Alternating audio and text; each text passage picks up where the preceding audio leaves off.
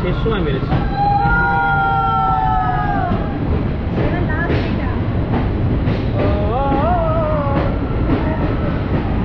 আমরা রয়েছি এখন একটা কোথাও ট্যানেলের মধ্যে,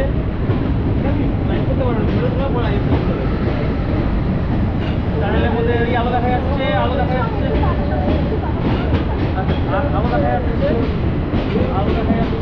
আমরা বেরোচ্ছি। বেরিয়ে আমরা কি দেখবো কে জানে। জল পড়ছে ওপর থেকে, জল পড়ছে।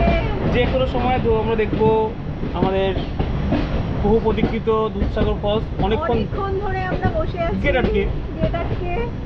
লোককে বলেছিলাম নামতে দেবো না ক্যাসেল রাখে, নো নামা। অনেকক্ষণ টানেল সব চলে গেছে, টানেল আর নেই। ওরা যা আছে শুধু এই যে